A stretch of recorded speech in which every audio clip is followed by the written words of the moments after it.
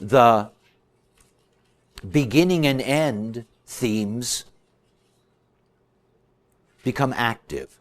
The 42nd gate is a gate of completion. It's a gate of growth. And in this context,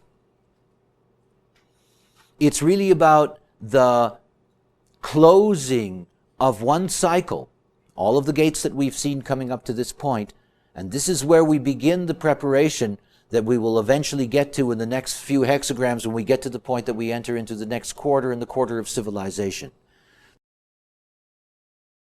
This is the right angle cross of Maya, the 42-32 with the 61 and the 62 underneath. Now, one of the things about the cross of Maya is that the cross of Maya is absolutely essential in our development. That is, in order for us to be fulfilled and in order for us to complete our process, we all must be masters of the Maya. This is the environment in that sense that we live in. So we all must master that. Now, we master the Maya by simply coming to grips with our own nature. Out of our own nature and out of the acceptance of our own inner authority and our own process through type, we get to see the way in which the Maya operates. Doesn't mean you have to study all the nuances of it. Simply means that the moment that you are surrendered in that is the moment that you get to see how the mechanics actually operate around you. When we're dealing with this cross, remember, right angle crosses have 4 variations depending on where the personality sun is. Here with the personality sun in the 42, it's very important for us to see closure in things. This is the beginning of not simply having open-end perspectives. Out of this, what comes is something that we could eventually call science.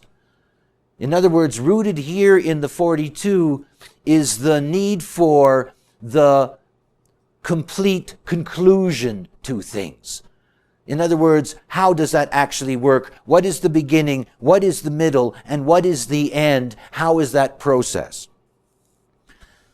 Those that come in, the greatest difficulty is the inherent difficulty of the 42nd gate.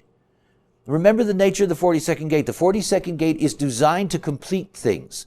It's part of the cyclical format process. And because it's designed to complete things, what happens to it is that if it enters into something incorrectly, it can linger a very long time. You know, my joke of the 42 falls in love, gets married, discovers a week later that they don't like their partner, takes them 30 years to get divorced.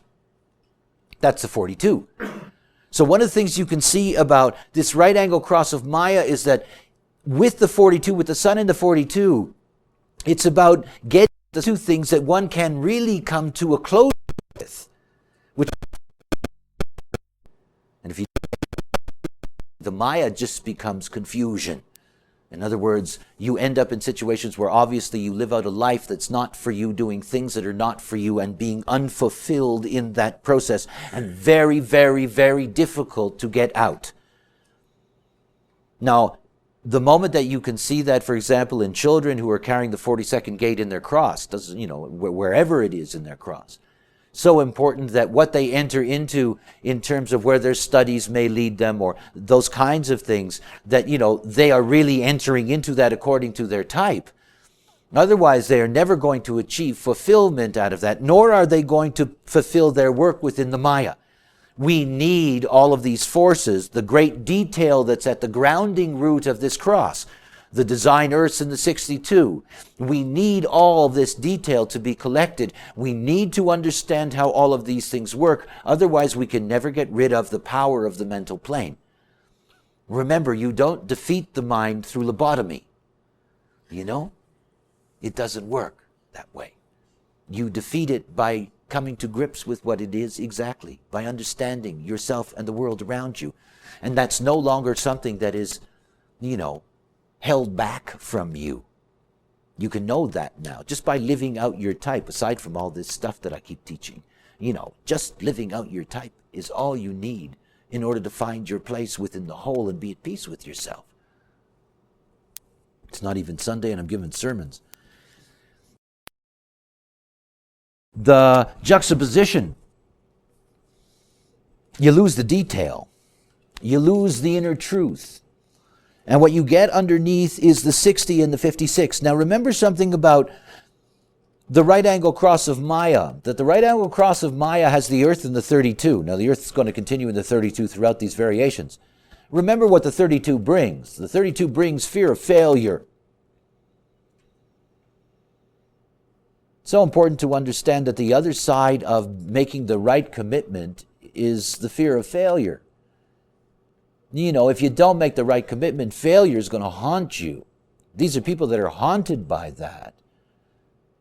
You see, if you give somebody who comes in on the right angle cross of Maya a crossword puzzle, if they don't get all of it, pissed. They feel terrible. They didn't get to complete it. And of course, the moment they don't get to complete it, they feel like a failure themselves.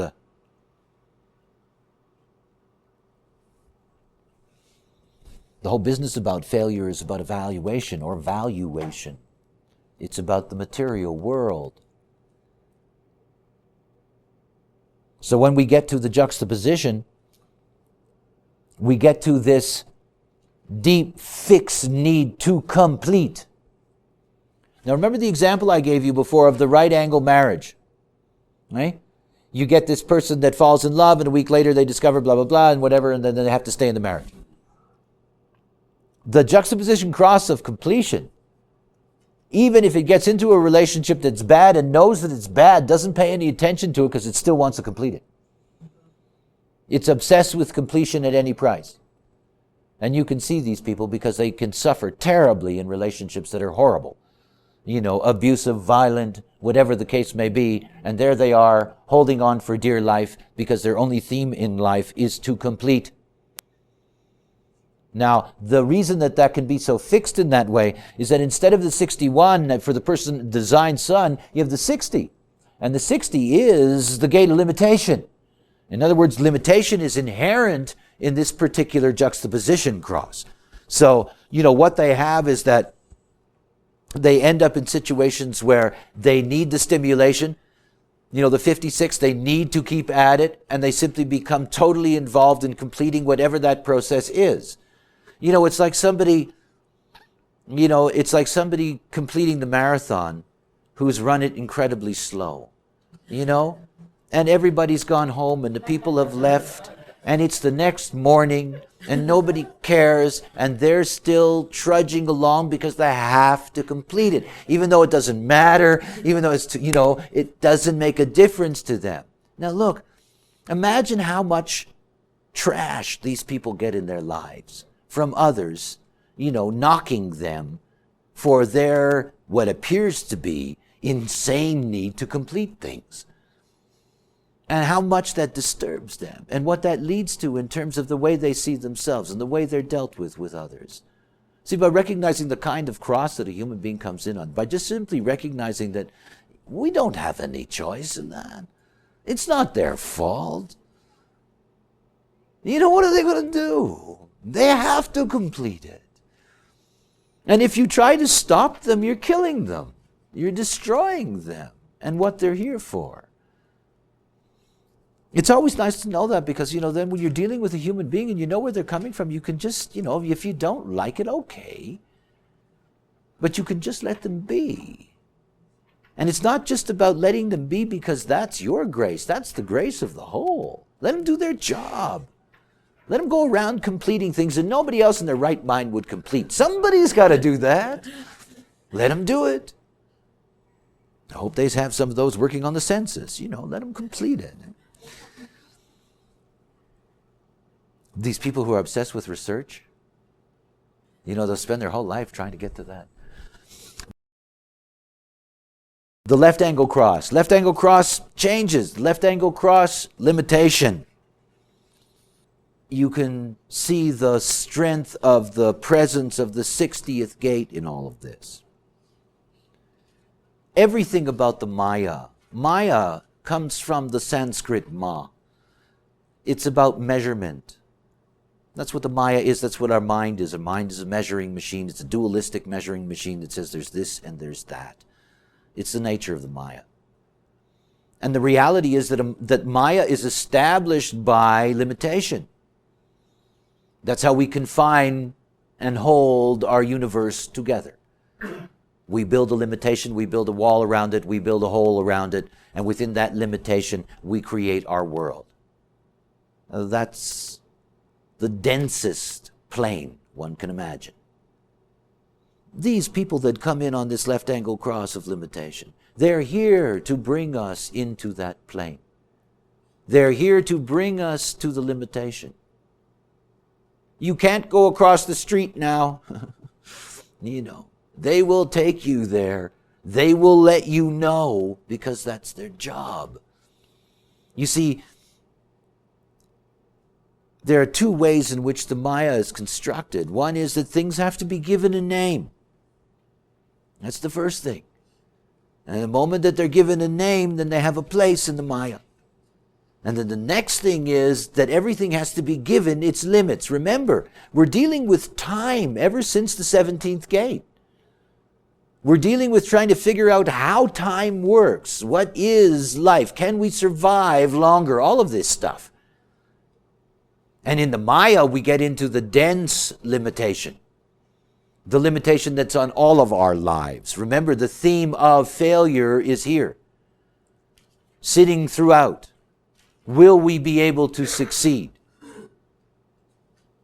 Only if we accept the limitation, says the left-angle cross of the Maya. That's their teaching. Their teaching is, yes, of course it's all an illusion, but it's our illusion. You're not going to do anything about it by trying to be outside of it, because you can't get outside of it, because this is the Maya we're in. And they're great teachers in that way, constantly reminding us. However, in the way that they remind us, it's very constraining. In other words, they tend to be the ones that put their hand in front of you and say, you can't do that, you can't go any further, that's the limitation. By the way, recognize how important that is. The whole mess up here is if you can't complete things. So this limitation is about the recognition of what can or cannot be completed because it's transpersonal.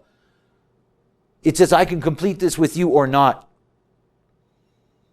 I'm going to be able to do this with the other or not, because there is an understanding, there is a grasp of the other through the transpersonal. Next step in our journey is the third gate. When we make this transition to the 3, the 50, with the 60 and the 56, we have the right angle cross of the laws. And this is the first preparation for what will eventually be a civilizing design. The cross of the laws, those that come in on the cross of the laws bring the law. They bring rules.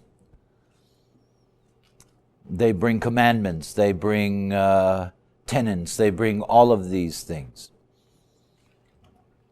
Each of the gates of the cross of the law, each have their capacity to create rules and laws and order. Here we have one of the most powerful definitions in a cross configuration. We have the 360 defined. We have the channel of mutation defined. This is a deeply mutative cross. It can also be very depressive. Remember that the individual format, the 60 and the 3, this is the mutative format, and as such brings the deepest of melancholic chemistry. So deep depression is always a potential with the cross of the laws. It also means, given that this is the format energy for the creative process, that the law itself and the creation of rules itself, in essence, is a kind of art. Through the 360, we have the mutative laws. That is, laws that bring major dynamic changes in the way in which we deal with each other and the societies that we're a part of.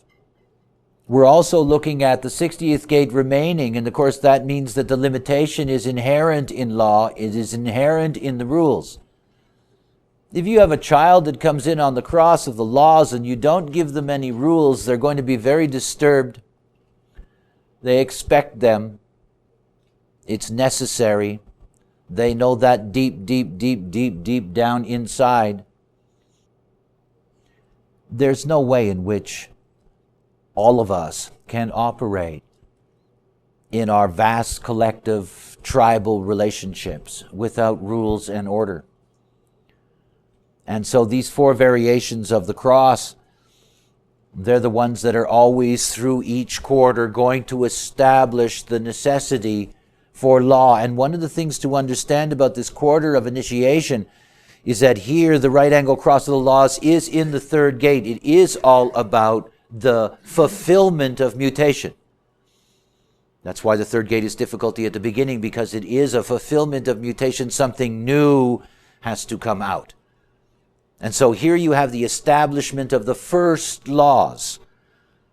Remember the nature of the 50th gate here, where the personality earth is, where the grounding of this cross is at the personality level, that the 50th gate is the tribal lawgiver.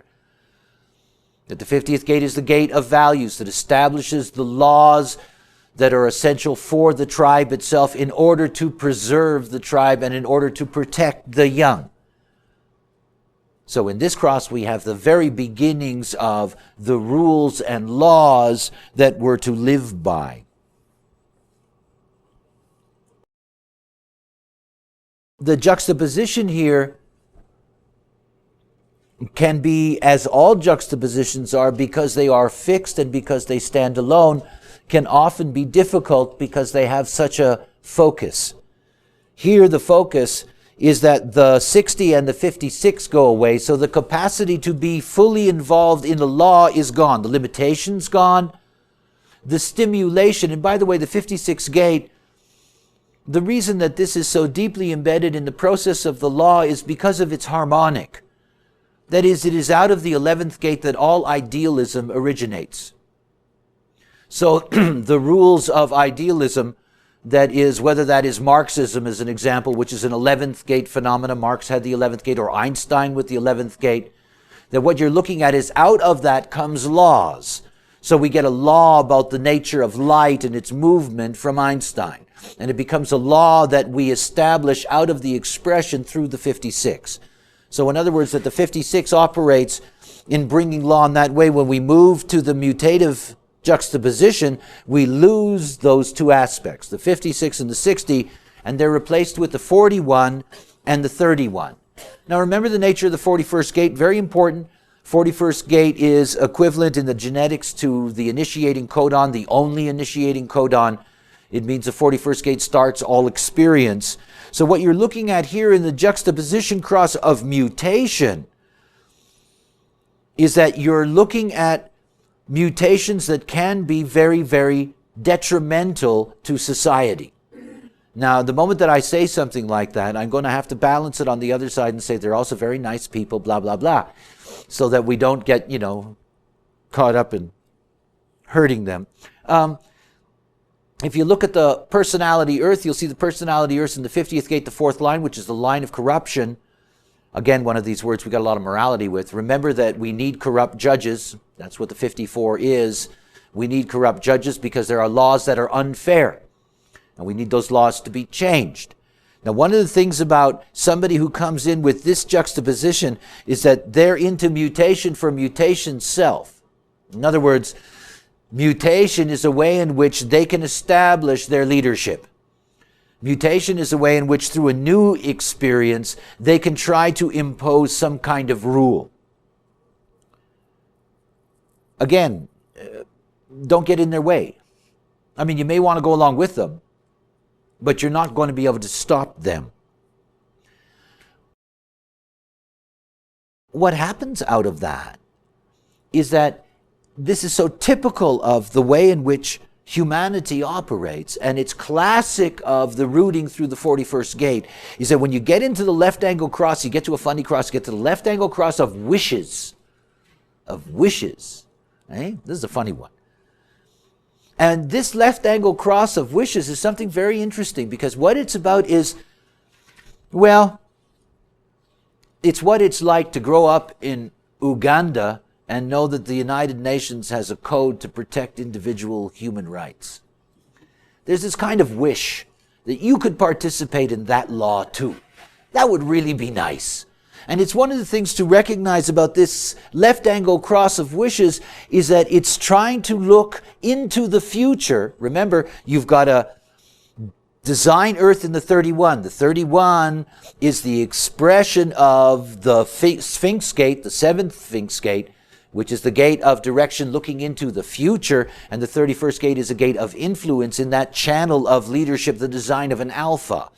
So what you're looking at here is the need to provide some kind of leadership into the future, accompanied with the 41. That is accompanied with a new expectation, a new desire for a new kind of experience. You know, wouldn't it be a wonderful world if we didn't have that law, but we had this one instead. If we didn't have that rule, but we had this one instead. This is the cross of wishes. Now, understand something about the cross of wishes. It is very, very attractive. You know, think about a country like America that's built on lawyers. I mean, it's so attractive. Well, we've got this wish for a new law. You know, let's get rid of that old law. I mean, that's all that politicians do in this country, isn't it? I mean, they change laws. I mean, that's what they're doing all the time. And they're changing laws in order to make things better in the future. Let's get rid of that old law. Let's bring in this new law. Yeah. So anyway, it's left angle. So, you know, particularly the fifth lines of the Cross of Wishes, they have a lot of impact. Because what they're really doing is that they're really saying, look, these old laws, they're no good. They're no good. Now remember something about the nature of society. You know, society needs stable patterns. And at the moment that you tell society that its stable patterns aren't good enough and they're going to be replaced, then you're going to create tension within that society. You're going to have forces then that want to change and forces that resist and don't want to change. And you get the basic dynamic at work. So one of the things that these people do with the Cross of Wishes is that they never allow complacency in relationship to the law. Now that's both positive and negative. You know, if you're somebody that uses crack cocaine in New York City, you're in big trouble because the laws change and it's not in your favor. In other words, we have all kinds of ways in which we say, look, we're going to have to make the laws better in order to deal with this or that or the other thing. So these are very powerful forces, and they're forces, because they're transpersonal, that you get to hear about. You know, they're the ones who get the publicity that says, that's a terrible law, we have to change it. And of course, this is going on all over the world at different levels and at different levels of success as well. Right? Wherever you meet the aspects of the cross of the laws, you meet this need to challenge whether or not the rules established for society or where you are in society are correct or are fair. That's always going to be there. It's a nice segue to move from the third gate and the sun in the third to the sun in the 27. We've seen that the cross of laws is there to be able to establish a common ground in which everybody can live together, in which human beings can be protected, because that is the essence of the 50th gate, that the tribe is more important than anything else and it must be protected. And we come to the 27th gate, and the 27th gate is the harmonic gate to the 50. That forms the channel of preservation, part of the defense circuit. And it's through this channel of preservation that we have the relationship between law and nurturing. In other words, one of the things to understand about the fulfillment of law is that a law is only a good law, a rule is only a good law if it is nurturing by having it in place. In other words, it really has to be a law that at its source is actually caring about the whole. Now, tribally, that sometimes is going to look a lot more lenient than it would, for example, collectively. The tribe will put up with a lot more as long as its basic code is not broken. It's not the nitpicking laws that you get in the collectivity, which is a very different kind of thing. When you come into the 27, you come into the oddest of the right angle crosses. The oddest. You come to the right angle cross of the unexpected.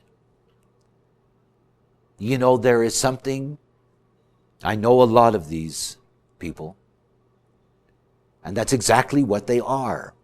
There's always something totally unexpected about them that either emerges out of getting to know them or suddenly is just there. But it's more than that. Their lives are marked by the unexpected. In other words, for them, the uncertainty of life is what they bring into the world. In essence, they bring chaos theory. You know, they bring into the world the fact that you can't predict this or that or whatever. Now, of course, it's a joke. It's a joke because those who bring chaos are designed to do so. I mean, remember the joke. You know, it looks like that in the Maya, because that's what it's supposed to look like in the Maya. But it's not out of a chaotic source at all. So this cross of the unexpected, one of the most important things that they do for us is that they remind us that, yes, it's very nice that you have a law, but you can have an unexpected situation in which you have to care more about the being than honoring the law. This is the mother-father. This is the nurturing. This is the nurturing that says, no, you cannot take my child and put him in jail for smoking a joint. You cannot do that. That's not right. You know, in other words, there is this nurturing aspect on the other side that's saying, wait a minute. What about the unexpected? What about this? What about that? But it's more. Years ago in Germany, I was doing some research. And one of the things I was looking at was the time of discovery of various planets. You know, when exactly, for example, I talked to you about Herschel discovering Uranus in 1781 and so forth. The discovery of Pluto, the discovery of Neptune, the discovery of Uranus. Each of those three discoveries happened while the sun was in the cross of the unexpected. When Schumacher-Levy, this incredible comet, smacked into Jupiter, it happened on the cross of the unexpected. So there's something very unique in the way in which that works, because you can see it at the macrocosmic level. In other words, it really does bring surprise, if you will. It really can bring the unexpected, both in the positive and in the negative. You can really see the inherent dynamic here, because the moment that you move from the cross of the unexpected, the right angle aspect, and remember something, if you're coming in on that cross, because it's right angle and because it's your own personal life, you've got to deal with the unexpected. You know, there's no way to escape that. That unexpected is always going to pop up in your life. So there are going to be these moments where radical change, for example, is something that can happen. But when you move over to the juxtaposition, you lose the 41 and the 31. You lose that experiential process. You lose that influence. What it's replaced with is the 19 and the 33. What we're coming to here is that we're coming to the close of this quarter. Right? The very next gate is going to be a gate that is going to be part of the cross of the four ways, and we're going to come to the end of that 16 hexagram movement. The juxtaposition here is the juxtaposition cross of caring. Now look at what's underneath it. The sun has gone into the 19th gate. The 19th gate, after all, the 19th gate is the pressure to need. And it's the pressure to need the right principles. And the 33rd gate is there. The 33rd gate is the gate of retreat, and it's the gate of remembrance. It's the gate that completes the process of looking at the experiential way. But it's more than that. The 33rd gate can always be a gate of revelation. In other words, that it can be very unexpected in its own way, in that things can suddenly just pop out of it. Here in the juxtaposition cross of caring, somebody who comes in on this cross, whoa, that must be something to live that out. I mean, I'm as far away from that as anybody can be, but to somebody coming in on that cross where they're fixed on having to care about everyone and everything all the time, You know, that's quite something to carry. Now, if you end up being the beneficiary of such a design, you may appreciate it. However, there are burdens. There are lives that no matter what, you've got to carry the weight of so many others. And one of the things about this cross of caring is that these are human beings that struggle deeply, deeply for caring. Now, in the end, they're looking to care for themselves. They have the 28th gate. They have a fear of death. They have a fear of the lack of purpose in life. And only through caring can they find some way to compensate for that sense of lack of purpose. Basically, these people represent a philosophy that says, well, it's Christian.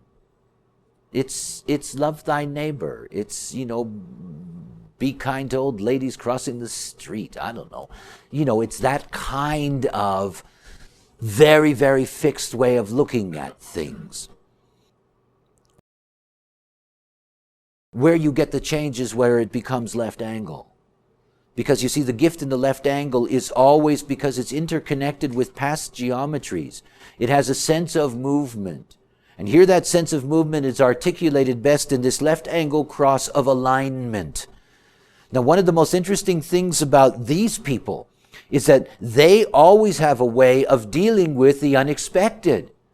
They're the ones who know how to take that moment of transition and give it a proper direction, to align it, if you will. Now, that cannot be done without risk. So one of the things to see about this left angle cross of alignment is that it brings often great disaster. Think about it this way. You're riding a motorcycle. That's the right angle of this cross. You're riding a motorcycle and all of a sudden a car quickly backs up out of a driveway directly in front of you. The left angle cross of alignment knows how to take that whack, knows how to fly out in the right angle, knows how to turn its body in the right way to end up in the bush instead of smacking into the concrete wall on the other side. In other words, what's really coming out of this unexpected is that whatever the unexpected brings, this left angle cross of alignment can start putting it into proper use, bringing it back into the flow.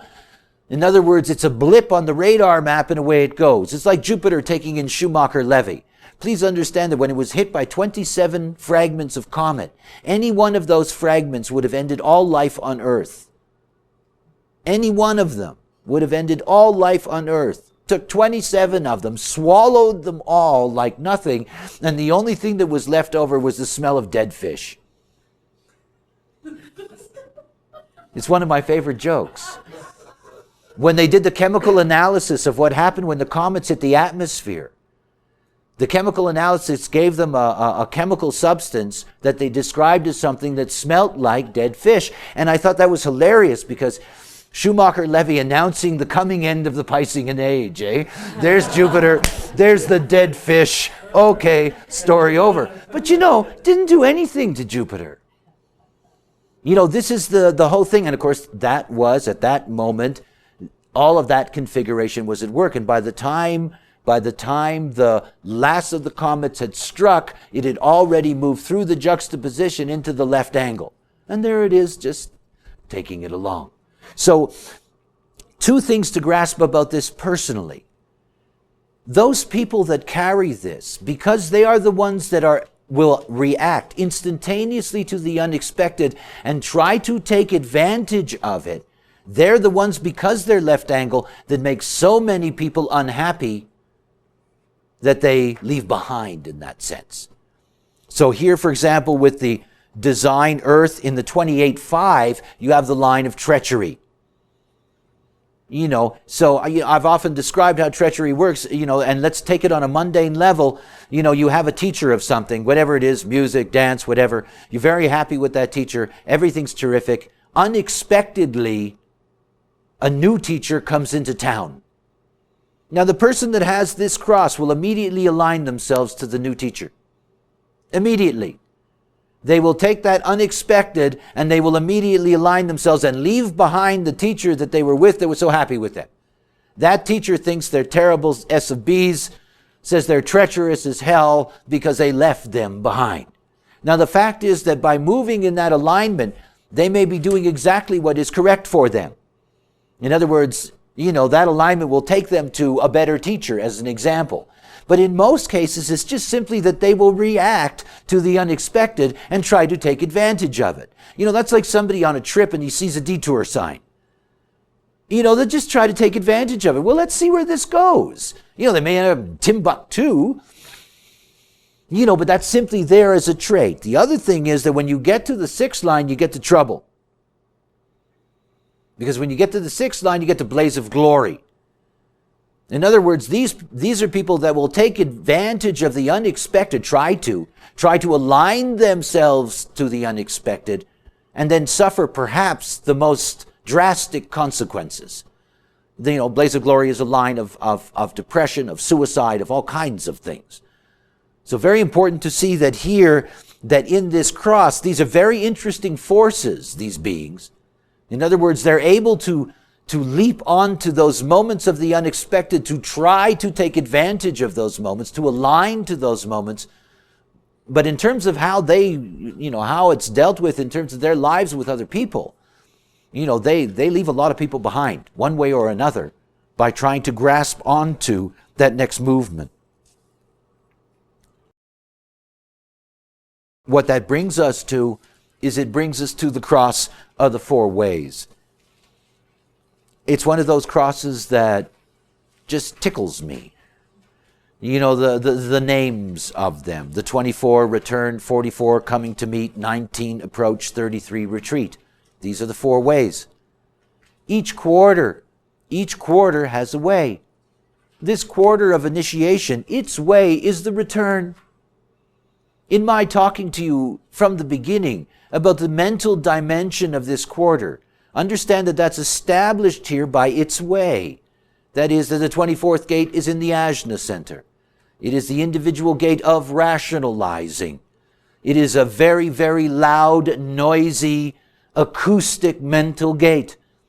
It's about concepts going over and over and over and over and over again. And it tells us something about the beginning of the Maya process and the mental process, that there was going to be incredible drudgery in all of that. Over and over and over again, the same things over and over and over again.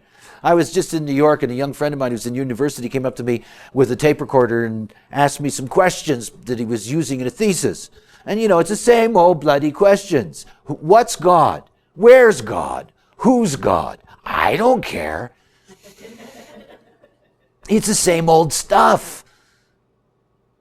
So when you come here to this return, you can see exactly what we were put into. Go over and over and over again until it drives you crazy. I mean, how many people for how long have been talking about the same things over and over again and they don't know anything about them? And it's been going on for thousands of years and they know dick about it, eh? They just don't know. They don't know who they are. They don't know what they're really talking about. They don't know how it works. They're just making it all up. And for thousands of years, you have people who are nodding their head, and we go over it again and again, and we keep on going over it because it doesn't work. And nobody clicks to that. Nobody says, well, excuse me, we've been going over that same ground forever, That's the way we were set up. You see, the program knows that we come in and out. I mean, after all, we're just meat. Well, it's true. That's why we call it incarnate, Into the meat. Well, that's what it means, incarnate. It means into the meat. We're meat. We come in and out. They grow us. Well, it's true, eh? We grow here on the planet, don't we? And you see, it takes time.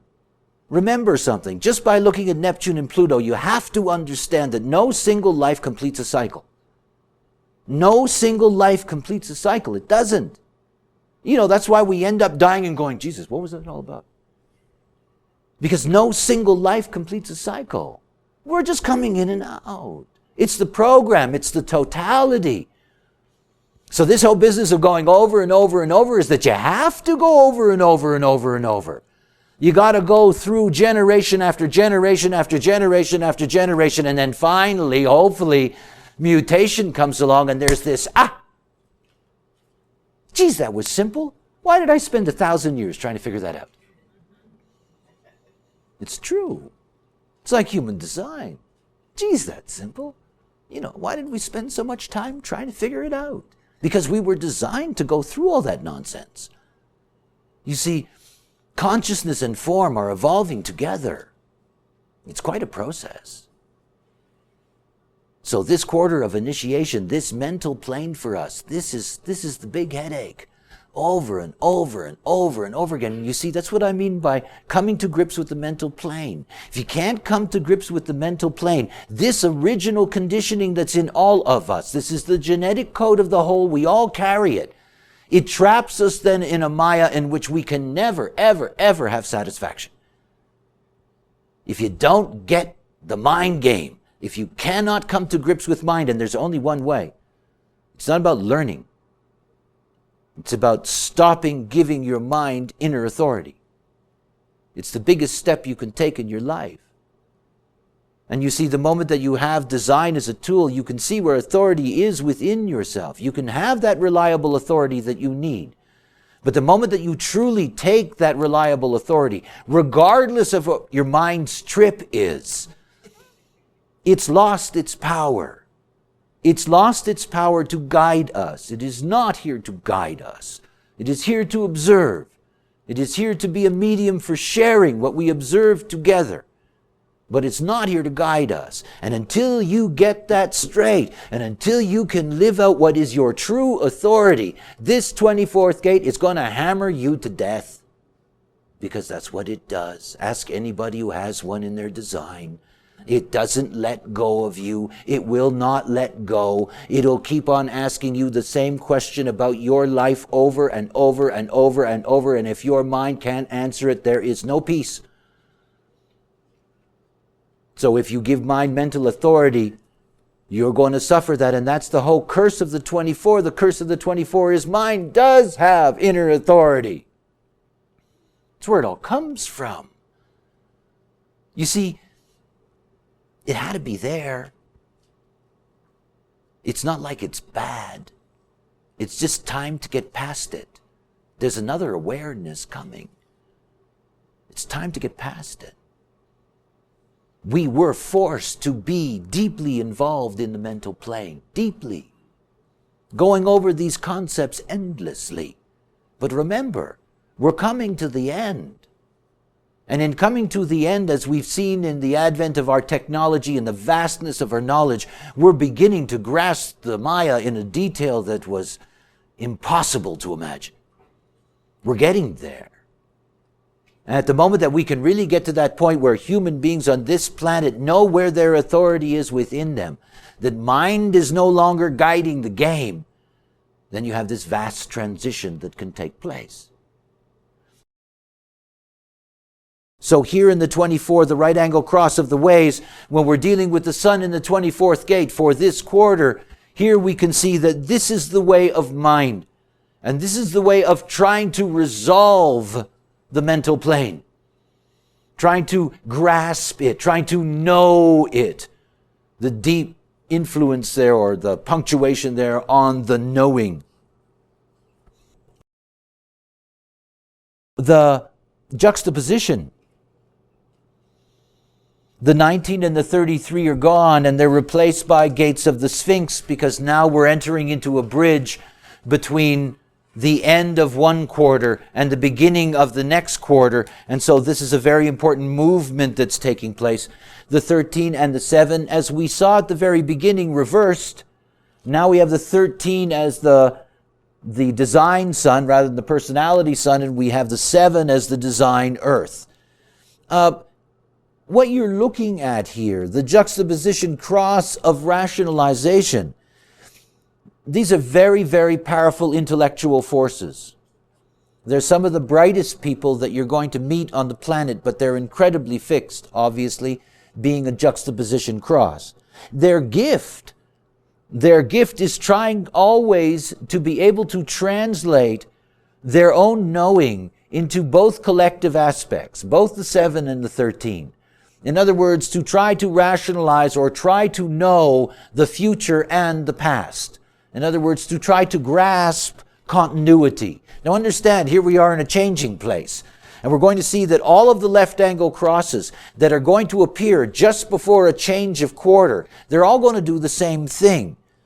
In other words, they're opening us up to transition. They're opening us up to change. That change is trying to see continuity, trying to see the past and the future. Holding on to the last 16 gates, holding on to this initiation, yet at the same time looking towards civilizing, looking towards the civilization, the forms, the structures that wait for it. One of the things to see about a way of just seeing it inside your head, the 13 to the 24, imagine somebody just simply naked. Do you know what I mean? This is the primitive core of what we are. We're going to put clothes on when we get to the civilization. We're going to move from the caves of the first quarter. We're going to move to the edifices, to the cities, to the structures that will come in the civilizing quarter. In other words, it's ingrained in us, not simply to have all of this basic equipment, but then we're actually designed to put that equipment to work. It brings me to a very important place. It's an argument that I've heard for many, many years. And it's an argument that I've never really understood. People complain about things like pollution and radiation and blah, blah, blah, and all of this stuff. And I always tell them that's natural. And they always get upset. They say that's not natural. You know, it's this, it's that, it's pollution, it's bad, it's blah, blah, blah. And I keep it, no, it's natural. You see, as we move through this program, you will see that we're designed to pollute. You know, we're designed to build, we're designed to kill, we're designed to tear down forests, that's the way it is. I mean, it's just the way it is. And you see, out of that ability to be able to move beyond our own aura and to be able to establish mechanisms beyond that is our ability to get to a place that really frightens people, yet it is as natural as anything can be to create life itself. See, we're on the threshold of creating life. We're on the threshold of being able to initiate life in a way that appears to be magic. You know, that we can create a human being in a test tube, that we can make copies of that human being, all of those things. And I hear all the moral blah, blah, blah about all of that. I know what it's for. As I said yesterday, we're going to have a terrible time reproducing. We're going to need every technique possible in order to continue to keep this species vibrant on the planet.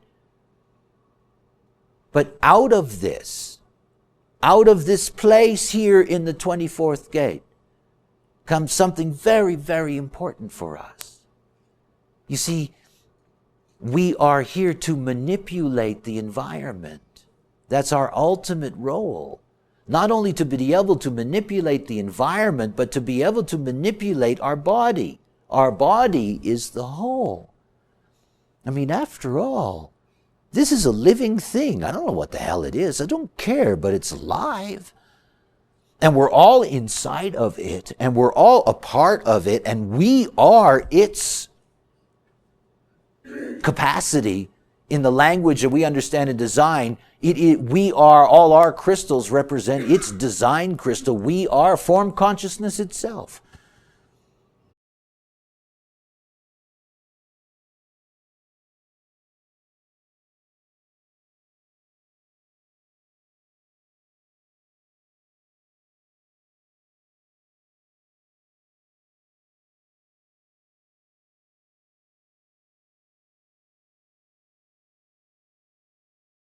So one of the things to recognize about the way in which human beings are seen at the mundane level, manipulating the environment, please understand something. That's what we need to be able to do. Imagine the baby in the womb that doesn't want to use its hands.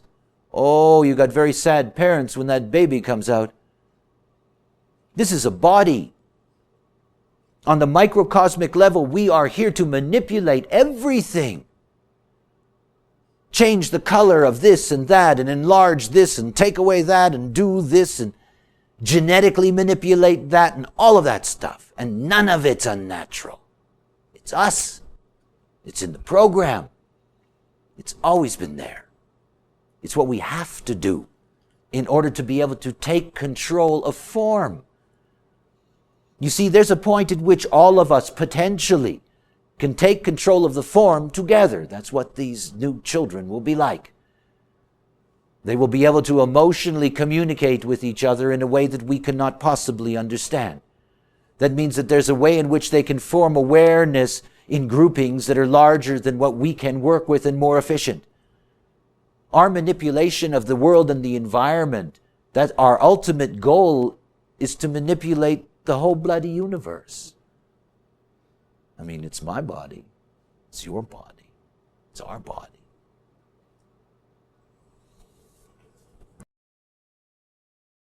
When you get to the left angle cross, you get to the theme of this way. And the theme of this way is come into the meat. You know, it's the left angle cross of Oscar Mayer. I'm asked over and over and over again about incarnation. By the way, I don't like the term reincarnate because we're always incarnating. It's just, we're incarnating. But I'm asked a lot about incarnation, and I've heard so many stories from people about this and that and blah, blah, blah. And I have met a lot of Cleopatras and Caesars and, you know, all of that stuff. Fact is, at least from what I was told, that we incarnate so much, it's pointless to even think about it. It's just an endless roller coaster. This whole business about, you know, I haven't incarnated in 8,000 years, you know, get stuffed. It's just a joke. They don't know. It's in and out and in and out and in and out and in and out and in and out and in and out. You know, it's going on all the time. I watch incarnation at a minor level in my life because it's so easy to think about it. We know that every single cell, every single living cell has a design crystal and a magnetic monopole. And we know that cells have a very limited lifetime. They come and go all the time. My hand, as I put my hand here, if you can imagine it, there are literally tens of thousands of cells that are dying all the time. And every time those cells are dying, what's actually happening is that the design crystals and their monopoles are racing down into the earth.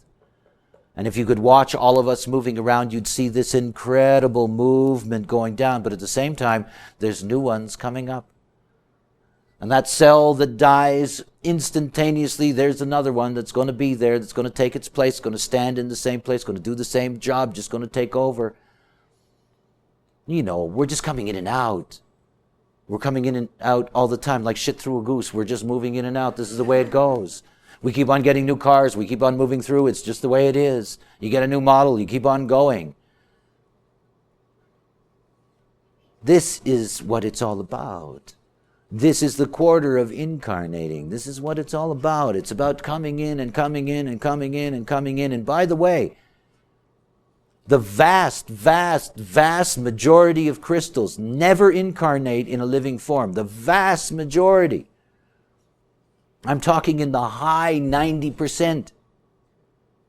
Those that incarnate, it's their job. You know? I mean, Buddha had that. He said, Jesus, get me out of this job. Because that's the job. You just keep on coming in, and we're all veterans. We're all veterans. In this round, everyone who has ever been alive has always been alive. It's just the way it works. Just keep coming in and coming in and coming in. And the information goes back. You know, we're the guinea pigs in the game. We're the ones that live out consciousness in form at its highest level so far. So this cross of incarnation, at a personal level, when you meet these people, they're the ones that have the, I call it fractal relationships.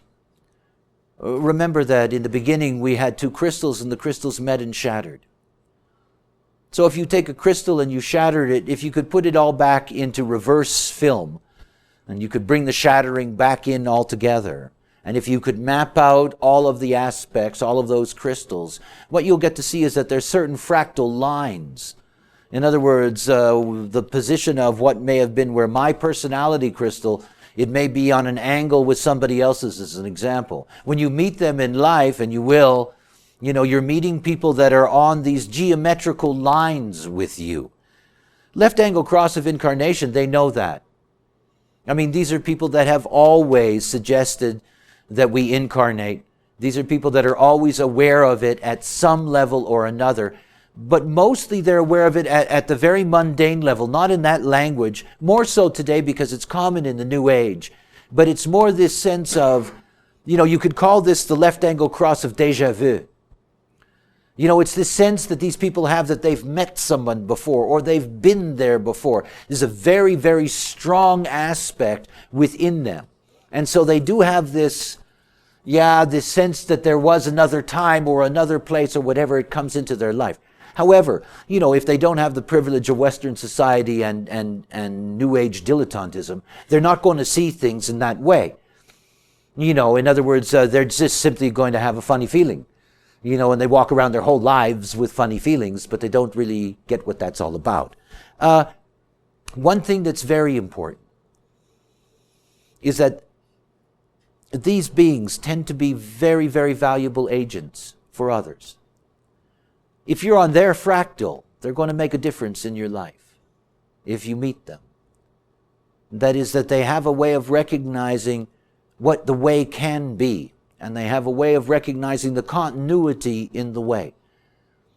They're deeply connected both to the past and the future, and in this ability of them to recognize you in a deeper sense, in other words, they know something else about you, they can also find something else for you. The way here is that the grounding of that is coming to meet. And it's one of the things to see that in this left angle cross of incarnation, is that those that carry this cross, they're always waiting for incarnating forces that are going to make a difference in their lives. And in saying that, understand that in most cases, the way that works is parents through their children. This is one of the most common, there's this, one of these New Age blah, blah things about, you choose your parents or this kind of crap. And that's where this comes from. This comes from this whole choice business. I chose to come in with this family, or I chose to come in with these people. Because one of the things that you get in the left angle cross of incarnation is that you do get the children coming in, and they become very special allies. In other words, these are deep, old fractal connections that are hooking up in the most dynamic biological way. And out of that comes that reputation, or at least that idea that, you can choose your family or whatever the case may be. But they're very important. That is, they're very important in being able to give people a kind of direction that they wouldn't ordinarily get at the mundane level from somebody else. They just wouldn't. Because somebody with the left angle cross of incarnation, that when they meet them, they meet something else. This point here in the 24, this last gate, this way of initiation. When you get to the 6th line here, you get to a place of transition, because not only are you going to transit into the next Sun-Earth hexagram structure, so you're going to go into the next cross, but you're also going into the next quarter. In other words, this is a major transition point that's taking place. And when you get to that 6th line, the 24-6, is always about missing opportunities. It's the gift horse. Not seeing a possibility when it's there. That the 7-3, the design earth, is the anarchist, and the 13-3 is about pessimism. And it's one of the things about incarnating, is that incarnating is not something that is necessarily comfortable. It isn't. But the greatest opportunities of all lie in the acceptance of the form. That's, each of us have a Trojan horse that we sit inside of. The acceptance of that will allow us to reap the rewards, and that's the most dynamic theme here. Also the fact that the third line, anarchism, says that we must move on now. We can't just stay here. It's time to be ready to tear this down and enter into something else. Remember that moving towards civilization moves towards many things. One of them is the hope of being able to escape death and end coming back in. We're going to enter into now a new realm. I want you to get used